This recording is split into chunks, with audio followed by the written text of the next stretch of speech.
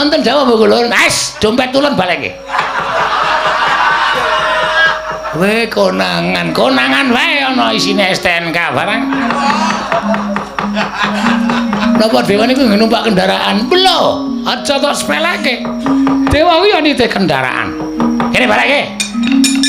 Oh alah, kaya konangan ngepuk-puk kok nggon sak ora. Sembrana ora. Pun kula delok ya, Wau. Iya. Saman kok nyimpen fotone bojo kula. Wes. Sing kandha sapa ora wae? Ayo. Oh, ajar nang kene. Ora ngawur iki garwa ulun nek wadake. Wah, persis bojo kula iki. Berarti garwane Pukulun Trada niku nggih elek. Ayo, Ben. Sing penting tresna kok. Matane wurdek, Ben. Ben sakarmu arep. Andeng-andeng kok piye Werkudara lah kok dadi njurmak prepet. Kowe katon ciput pucet. Pucet. Piye apa kira-kira kowe rada ora gelem mateni Bagong? Kena ngopo kudu Bagong? Bagong ipono kawanku, aku tau-tau digula wenthah karo Bagong wiwit Jabang nganti Celaprang. Wiwit Kuncung nganti Gelung. Wah, aku ora iso nglakoni. Ya wis, ora apa-apa, wong kabeh mau ming pilihan.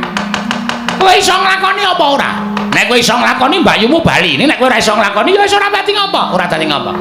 Tegese mbayumu ora Drupadi ora bakal bali. Lan kowe negakake patine kakangmu dhewe Nalendra Ngamarta Prabu Puntadewa. Ngono ta kowe? Wah, aku ora bakal mentolo nyawangku handane kunarpane kakangku barep Puntadewa. Nek kowe ora mentolo kowe mangkat to Bagong pateni. Nek Bagong to pateni dadi tumbah negara Ngamarta ora esuk ora sore. Esuk Bagong tok pateni, sore Prabu Dewi Waradrupadi bakal kundur.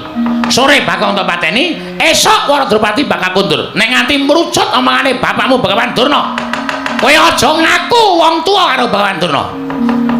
Wah, dipetung, aja nganti klerak-kleru.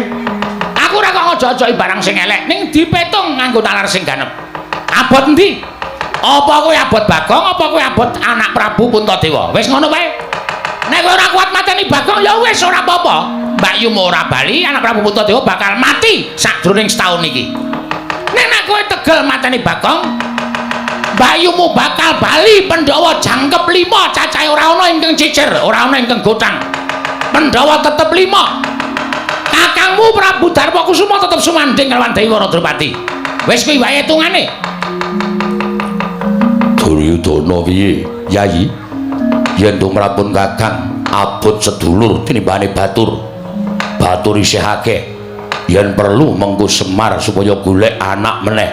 Tumrap aku ora bakal kangelan. Kula nuwun sewu lho, Raden, namung Bagong kemawon kok dipun eman.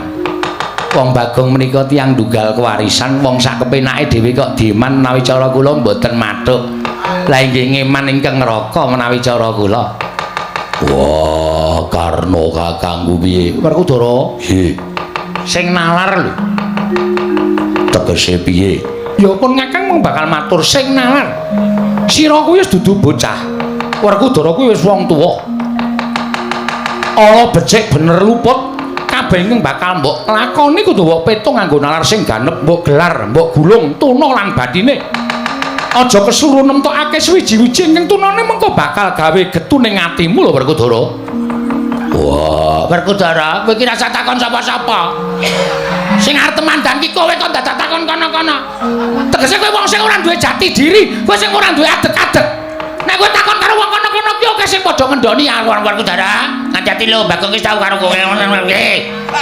Werkudara, kowe kudu eling, kudu digelar digulung padake Werkudara gendurenan gelar kloso. Mengkari menyang apa ora ngono wae. Nek menyang ya mangkat to. Bagong dipanteni nek ora kowe tegel karo sedulur. Wah, Bagong njaluk ngapura. Jepang iki anu teknologine luar biasa Oh iya ya, Gong. Iya, Wahyu. Bapak Wahyu ki sekolah nang kono ki wis ngelmune wis luar biasa. Kono ki wesi mlebu metu mobil. Weh. Buah mlebu metu jus. Heeh. Saking teknologine saking canggih. Iya ya. Iya, padake ora semen mlebu ro wedi. Bleng ngono metu bangunan. Iya. Piye ora nglelek. Indonesia luwih canggih terus. Iya. Aja kalah karo luar negeri. Indonesia ki mlebu daging metu anak kok. Ayo. Sing cepet bae aja nganti alon-alon ndak do krungu. Heeh. Iya. Ya. Reng apa terus? Tetembangan sing kepenak. Ya ora kepenak ya ora apa-apa sing penting tetembangan ya terus. Iya. Ya, nembang sing kepenak sing mirasa. Para rawuh sing kepareng lenggah. Jenenge wae pementasan sewengi ya sudane ya akeh. Coba wayang ki apa jenenge ki apa dipentaske 2 jam karo tengah jam ngono. Penonton mesti betah. Iya. Ngono ya, Gong. Wah, lha kowe ki aja ngembe karo aku to. Oh. Aku ki ya ora pamer ora umum nek pentas nang luar negeri ki mung karo tengah jam. Weh. Kuwi penontonnya ngungkuli tiket film box office. Weh. Antri. Tenan kowe aku ora goro. Kowe ketok lek ngono ki maida ya. Ora maido ki aku ngrungokke tenan, Gong. Asli aku ora goro. Lho tenan kuwi wong kono ya antusias karo wayang kuwi ya antusias tenan. Iya. Kok bangsane awake dhewe sing notabene kuwi duweni wayang kok ora tresno kuwi kebangetan. Ha iya ta? Ha iya. Mula mongko saiki akeh cah-cah nom sing wis tresno karo wayang. Iya. Ya syukur ya Gong ya. Iki sesuatu banget yang apa jenenge perlu di amprisilin. Apresiasi. Heeh. Mergane awak dhewe iso gandeng cah nom-nom kuwi supaya tresno karo wayang. Iya. Aku ya seneng gandeng cah nom-nom kuwi. Ha iya. Supaya tresno karo wayang. Supaya tresno nyang buku siket to. Kuwi dodo omongi kok ngayal. Supaya tresno karo seni lan budaya. Ha iya. Ya sing dikarepe ya pancen ngono kuwi. Ya. Iki aku urung mrana kok wis padha sowan. Ajeng ngeterke Bagong, Ngapa kok dadak diterke? Bagong kuwi wis gerang tuwa. Kok dadak diterterke barang? Ajeng matur ngersane Bapak. Piye to, Le? Kawuning ngono, Pak. Kula menika nyumpeno. Ngimpi. Nggih, Pak. Ngimpi apa? Wancine enjing. Sumpena nika wonten 3 perkawis ngendikane Bapak. Iya, piye? 3 perkara to, Pak? Titiyane gandayane puspa tajem. Bener. Impen sing arep nemahi nika biasane esuk. Jarine wis jam 2 tekan jam 4. Iya. Impen kuwi aku nglilir pas ana kirik jegok, Pak. Pitik kluruk. Tegese wis wanci esuk, Pak. Lah kowe ngimpi apa? Aku ngimpi omahku ki ewoh, Pak. Ewoh apa? Ewoh mantu. Weh, kosek. Aja sembrono. Kuwi impen ora prayoga lho, Tole. Lah sing dimantokke sapa? Sing dimantokke aku, Pak. Wong tak bandem wong tuwa. Gawe kaget ora? Kaget ya kaget ora mbok sakayang-kayange ora lambene kotorong. Bapakne kok nguneke lambene kotorong. Ben kok seru banget Sing dadi manten disandangi manten kowe. Nggih, Pak. Lah terus mantene wedok durung ana, Pak. Tulung goleke, Pak. Dengkulmu mlocot ora? Mantene wedok ora ana, durung ana mantene wedok, kowe wis ngelilir. Sampun, wis ngelilir, Pak. Aku gregep gembrobyos. Tindien aku, Pak. Ngimpi nganti tindien. Heeh. Kaya dililing bojoku aku, Pak, nang dhuwurku. Piye, Gong? Aku tindien to. Sing ngeliling kowe bojoku. Iya, ciluba. Wong gilani tenan to, yakin medeni asli. nganti gembrobos aku yakin sumpah. Wis pokoke pripun Pak niki kanane. Coba kowe sik. Mbok menawa ana syarat srana supaya kowe iso uncat kelawan lelakonmu Panakawan. Yen aku matur kelawan Kakang Semar Kakang Semar ora duka. Nek pancen syarat srana niku ngembet karo Semar, awit napa syarate mangkula priparing pangandikan. Kula mboten badhe wegah tumandang karya waton dados sarana kunduripun ingkang Mbakyu Dewara Drupadi. Kakang Semar. Syarate tanole kejaba mung kowe kudu masrahake marang anakmu Bagong. Dipasrahke pripun? Dipasrahke marang Janaka. Nek pun kula pasrahke Bagong bakal tak anggo tumbal. Bagong ajeng nggih gombal. Wo. Tuwa budhek. Dibur kupinge ya, Truk. Kuping kok dibur ora. Amen cetha wae edan ora. Bagong arep nggo tumbal, Pak. Nggo tumbal tegese dipateni ngono lho, Bun. Iya, pancen mengkono Kakang Semar.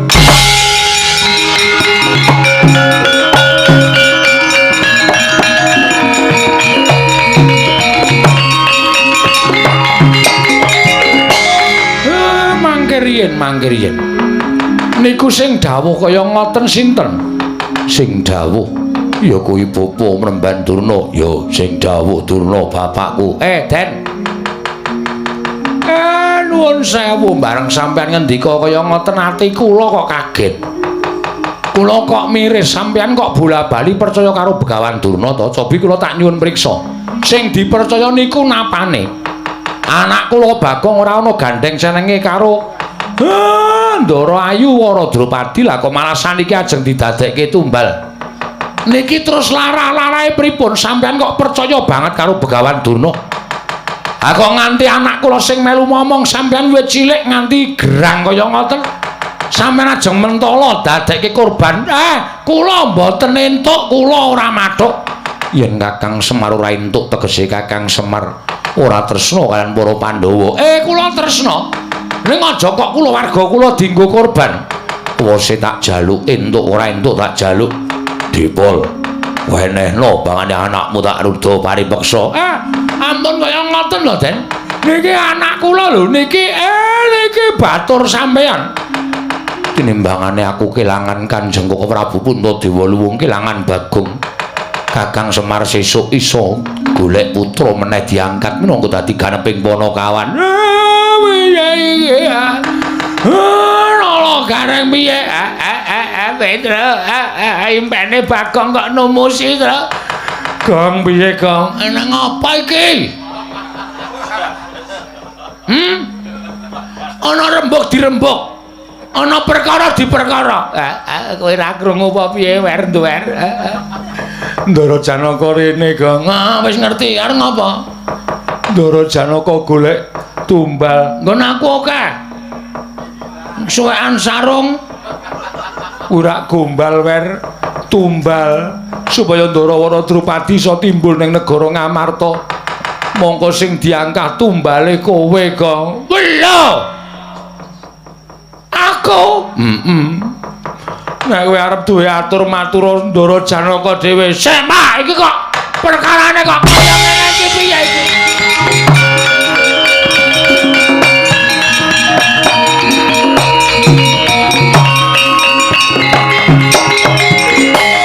Ampun ngawuh gawar-ngawur sampeyan. Kula ora ana sambung rapete karo tindake Ndarawara Drupadi kok ngerti-ngerti arep dipateni. Sampeyan niku duwe ati napa mboten? Sampeyan niku satriya lho, Gus. Kula derekke seprika-sepriki sampeyan nek tapa teng alas 3 sasi, 4 sasi. Kula ora tau mulih teng omah mbelani karo sampeyan kok bareng saniki sampeyan arep tega kalih kula. Terus nuwun sewu. Batin sampeyan niku rasa kamanungsan sampeyan teng pundi? Rasa kokian gunom tanpa guna.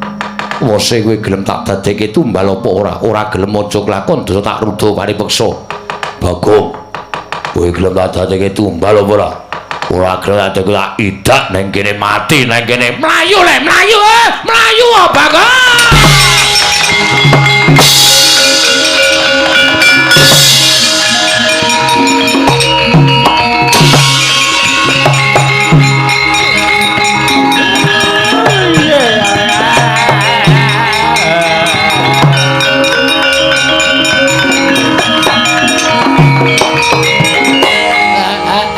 Piye kae, Pak? Piye, Pak? Aku dhewe ora ngerti. Bagong mlayu dioyak Ndara Janaka, Ndara Werkudara. Monggo satriya-satriya kae nek urung kelakon penjangkane ora bakal mandeg. Truk ngabarana bojone Bagong. RT RW dukuh dikabari nek Bagong mati wis urip kok to patekke kae engko ora urung kecekel ya Tong. Dhewe kelangan adi. Pak sampean ampun mendel mawon. Kuarsuwan ing negara Ngamarta lelakon iki tanjihke karo Sinuwun Puntadewa.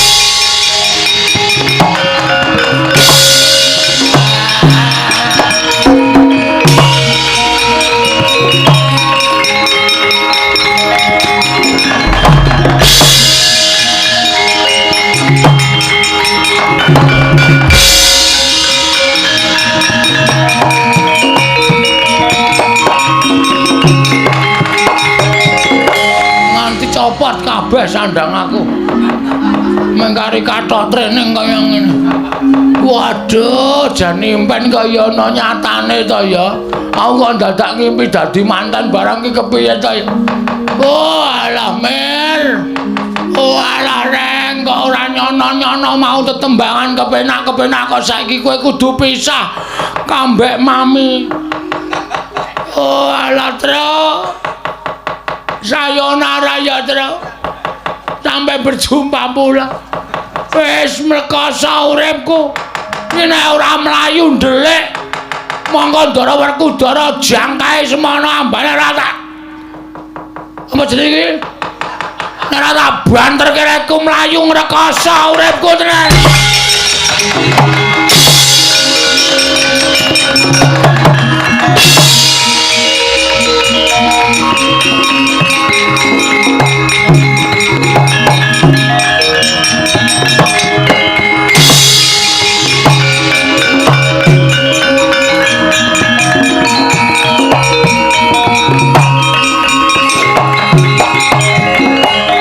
Jroning mlayu kok pikiraku kok dadi bingung ta iki. Aku arep nendi, arep ngenger karo sapa. Wis ora desa anak, ora duwe sedulur, ora duwe kanca. Wah, wis repot tenan uripku iki. Monggo Ndara Janaka isih ngoyak terus kaya ngono kae ya minta gawe bingung aku mlebu grumbul jebol kono. Isih do tingak-tingu goleki telapakan kakiku. Ngene goleki karo aku wis. Oh alah dewa. Kok dadi kados mekaten lampane ingkang kedah kula sandang dewa. Panjenengan mentala dhateng jasad kula. Oh kelingan anakku sing cilik. Oh ora bakal ketemu karo aku meneh kowe le. Nah ya wis mending mengko ya nakale ra jamak-jamak. Nengane njukuki dite bapak. Wis jan anak kok kaya arep dadi maling. Nek ora tak tinggal wis malah repot uripku wis tak golek dalan ning pati wae aku.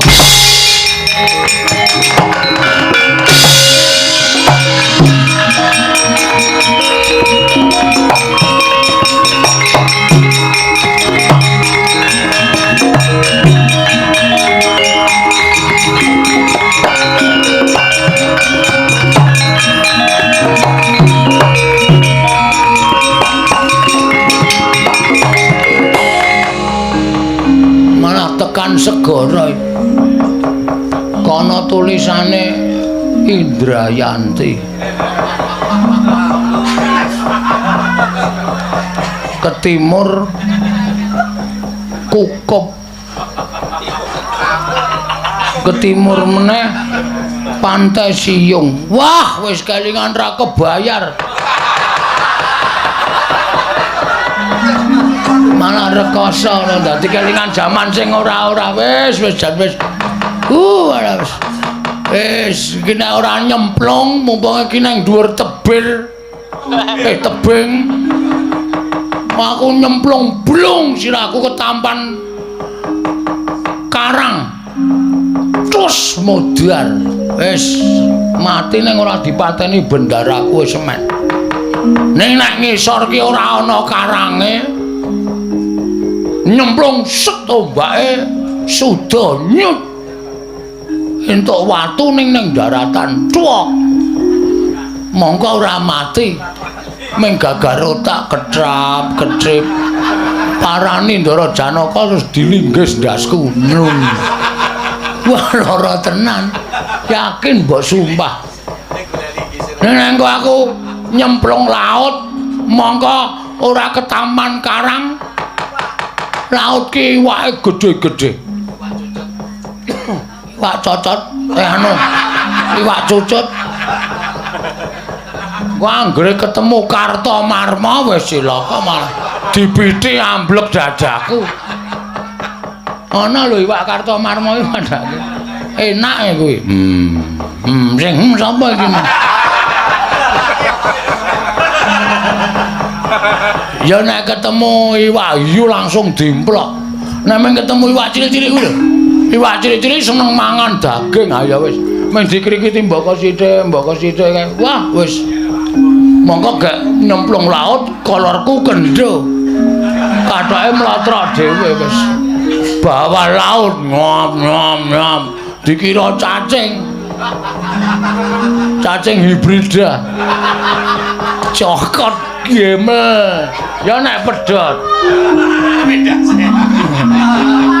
Nek ming ting sliwir. Apa ora lara banget. Oh, wis cilaka tenan. Kayak cacing kok nggawa umpan loro. Cokot meneh karo iwak. Ya nek ming dicokot, nek ming digriseni. Monggo iwak senengane mangan lumut. Nek ming di wah rasane tekan. Asli tenan oh, dikukure penak. Pemene di jan wis temonjo tenan. Kina ora nyemplung segara selak kecekel Ndara Janaka aku mah gamblek wae. Wis ya yem. Sarjem. Aku tresna karo kowe sayang. Titip anak-anak ya. Aku wis ora ana nggon dinggo urip. Aku arep nyemplung segara. Wis ngono ya. Aku njaluk pamit. Ngandel ora. Ngisor pas nggo liwat kapal. Lah ketampan kapal malah baleke neh ro nelayane. Janji loko tenan. Ngenteni le nganu ah. Le apa le banjir. Nek ora ngono ndak ora rampung-rampung ah. Wis mer truk. Rang. Aku nganti lali karo kakang-kakangku dhewe. Apa arep mati ki apa ya? Karo sapa-sapa kok lali jan. Ya wis, tak nyemplung telenging samudra laya. Iwak sing gedhe mara. Aku untalen wae, gendang modar ora urip ngene iki terus.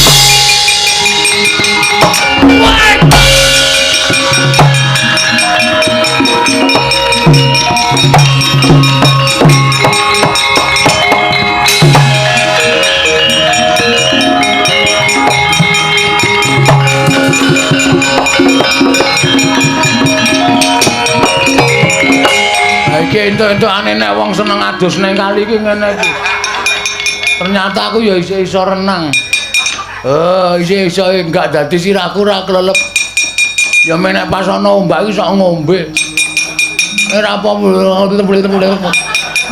Ora masalah. Kari ngenteni iwake saka ngisor aku disedot. Ngono. Mesti terus kelek nang wetenge iwak aku. Saya jero wisan iki. Wis ben, ngeneng saya tengah rak iwake saya gedhe nek nyerot aku rak langsung kelek ngandel ora wis mulai ana sing ngrikiti ta iki ora sembrono iki ayo keriye ora dimplok mung diombak sambut iki mesti wasapu-sapu iki sing cangkeme cemipok kae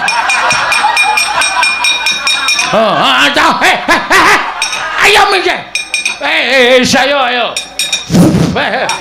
wajar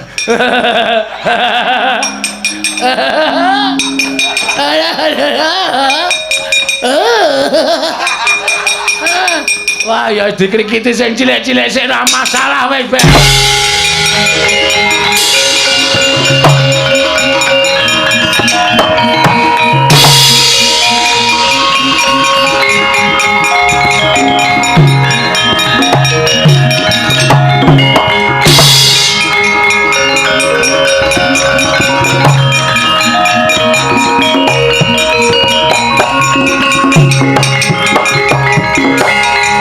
gunjang ganjing langit kelap-lapaton lir kincanging risang mawe gandrung aku kok mentas dhewe sapa iki sing nulungi aku ya engko gek Ndara Janaka melu nyemplung nulungi aku mung arep dipateni ning daratan wis ala urip kok ketoyong-toyong perkencong warudoyong pak pong kali codhe sapa sing gawe Bagong lho ki sapa iki kok gawa kentrongan bareng pak tong Bagong noleh cah edan weh Bambang dengkulmu kowe sapa ya rupane kaya Bambang ya kowe sing nulungi aku lho kita kok ora bosok ro panjenengan ulun Bagong ngerti ya ulun ki dewa aduh pukulun sembah mabukti kula konjuk pukulun ulun tampa karya bombong tias ulun pangestu ulun tampanana kula pundi nggo jimat paripendhan ning kasantosan pukulun mboten nginten bilih paduka pukulun Sang Hyang Brahma ngawur kita ki jane ngerti dewa apa ora to ngertos pukulun orang-orang wong bapak kula niki nggih dewa dadine kula nggih apal kalih dewa ulun sapa Bathara Yamadipati ngawur salah Bathara Wisnu dudu Bathara Guru Bathara Murid kok Bathara Murid barang ana guru ana murid Bathara sinten nggih Kaneka Putra walah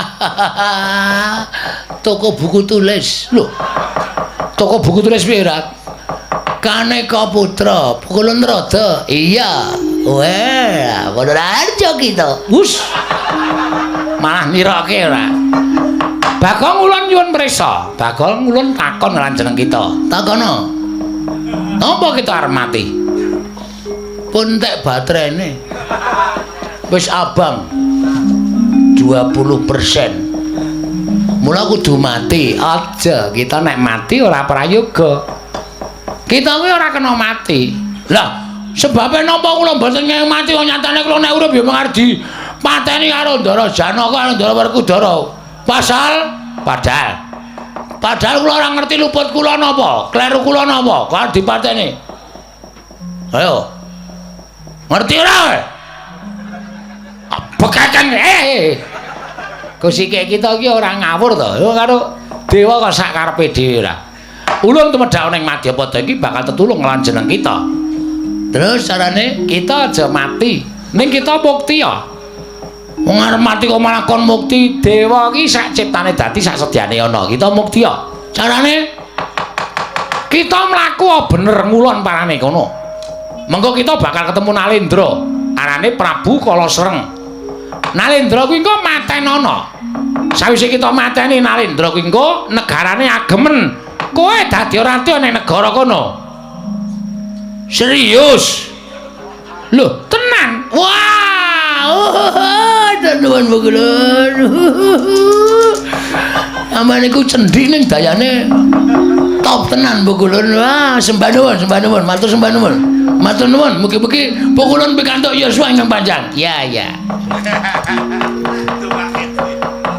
Kita ulun paringi pusaka. Ya kuwi wujude kalung. Kang aran kalung Robyong Kencana. Pusaka iki mengko tuthukna Prabu Kala Sreng. Oh nggih. Nek wis tak tuthukke Prabu Kala Sreng mati, sandangane agemen kowe dadi ratu ning Giri Kadasar. Oh nggih. Pun ngoten mawon Bukulun, ki tampanana nggih. Oh nggih, ngetaken dawuh. Waduh, wah kaya panah. Kalung Robyong Kencana. Sendika ngetaken dawuh. Sampun nyuwun pamit Bukulun. Ya sing ati-ati. Sur titing ati-ati duga larak ngandel ora. Ngerangkul ngepuk-puk bul nyopet cah kae. Ageng.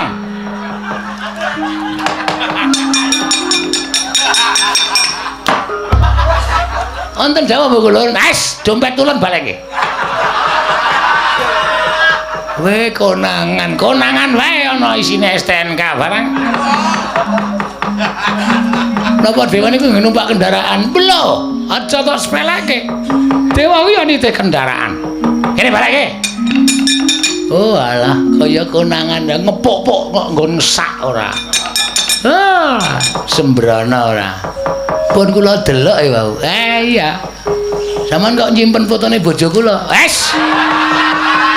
Sing kandha sapa ora wae? Ayo. Oh, ajar nang kene. Ora ngawur iki garwa ulun e padake. Wah, persis bojo kula e. Berarti garwane Bukulun Trada niku nggih elek. Ayo Ben. Sing penting tresna kok. Matane wurdek Ben. Ben sakarmu arep. andeng-andeng kok nang ngisor mata wis ora apal wantut babat. Ben ya wis Ben arep apa-apa wis Ben. Wis kana mangkat ulun kondur makayangan ngatosaken Bukulun sembah kula ingkang nderekaken Jengkar Paduka Pukulun Bathara Trata. Ya, muga-muga kasembatan panjangka kita ya.